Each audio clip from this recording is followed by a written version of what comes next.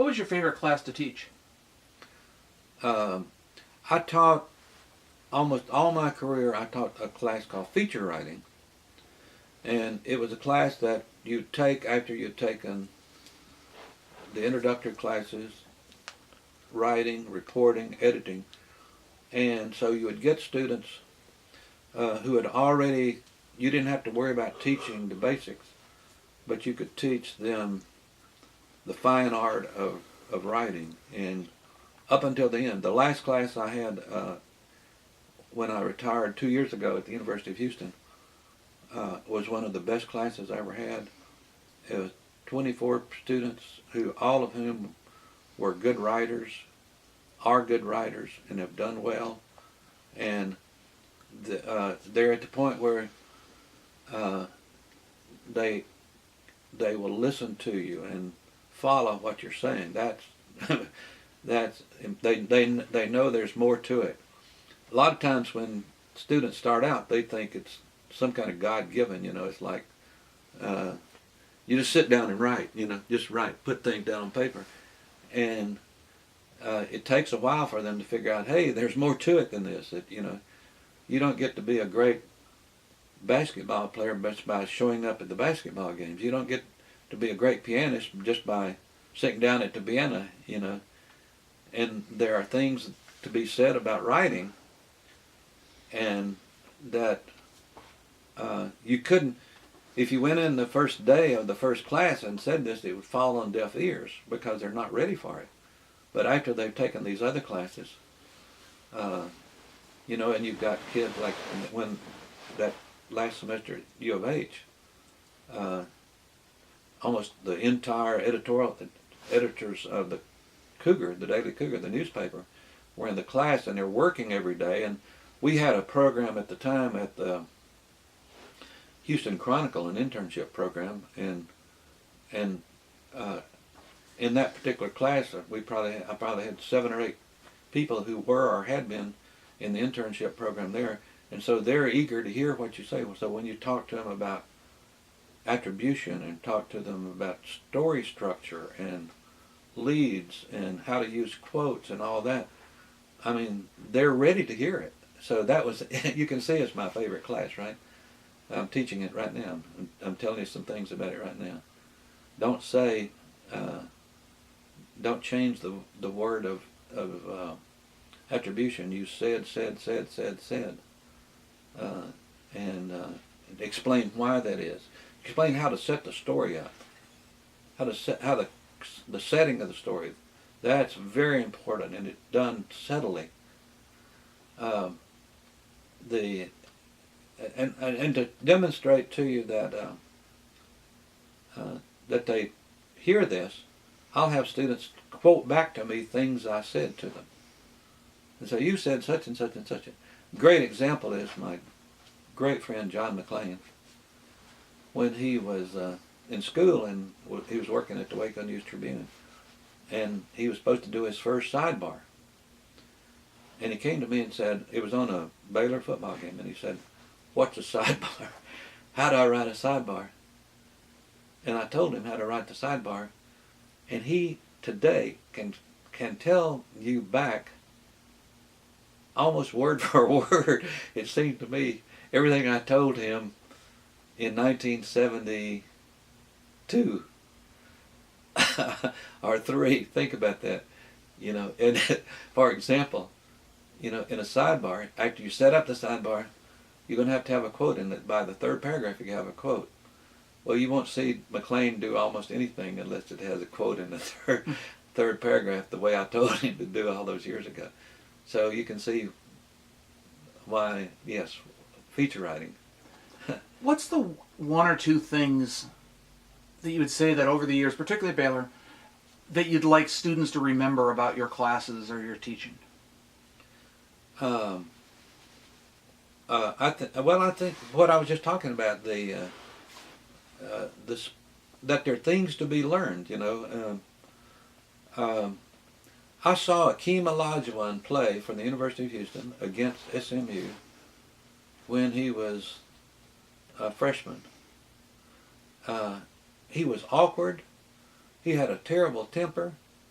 they pushed him out of the way. The game I saw at Moody Coliseum at SMU, he was his worst enemy. And by the time he played for the Rockets when they won the championship, he was in control of himself. He knew what to do. He knew how to take steps. He knew how to shoot the ball. His temper was gone. And so the quicker that what students have to learn the same thing in journalism, especially reporters. Reporters have to learn how to handle themselves. How, what to do in situations, and again, all those people that think, well, it's just natural, it just comes naturally. No, it doesn't come naturally. It doesn't come. It's learned. It's learned somewhere or another. You got to learn it somewhere. And so, I hope that somehow or another, we did something. I said something that they came to remember over that time. Do you miss teaching? I miss the students. I don't miss grading papers. I taught communication law forever, and I always had at least one, and sometimes two communication. I had 80.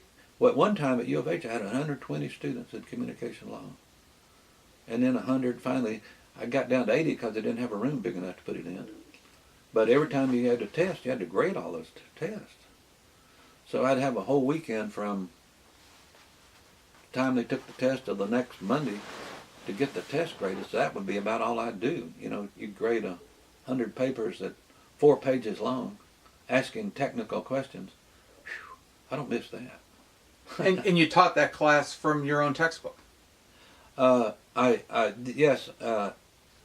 Well, I did a book years ago that's still in use called Law in the Media in Texas, and yes, that's part of it. There's a lot more to it than that, but that's part of it.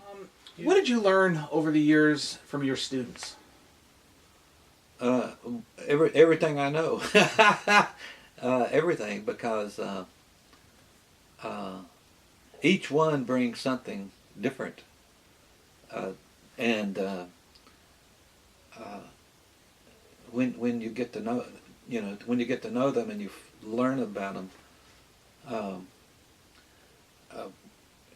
I was at U of H when people began coming back from Afghanistan and Iraq. Think about this. And I had, in one class, I had a guy who had been in the Marines in both Afghanistan and Iraq, and a guy, the soldier, who had been in Iraq.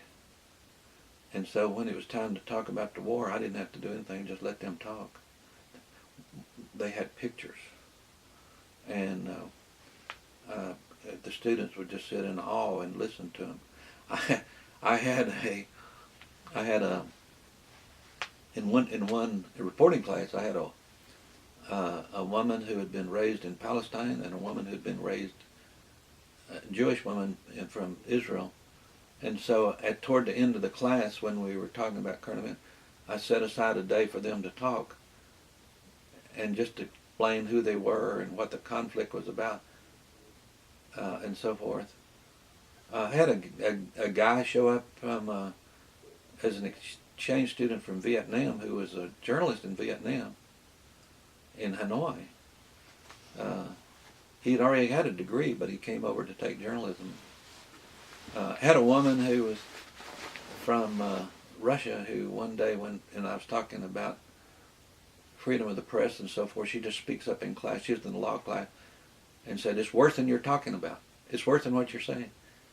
So you learn, it's like an ongoing classroom dealing with the world, dealing with the world.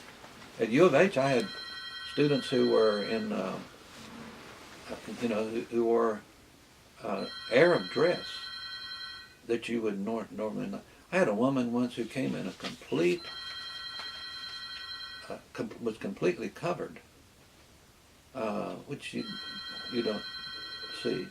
And the great thing about U of H is people just said, "Oh, okay, we're used to that. We'll just." In the 14 years I was there, I never heard any kind of statement that would belittle anybody else. That was one of the great things, accomplishments about it, and you can see why I'm quite high on the University of Houston.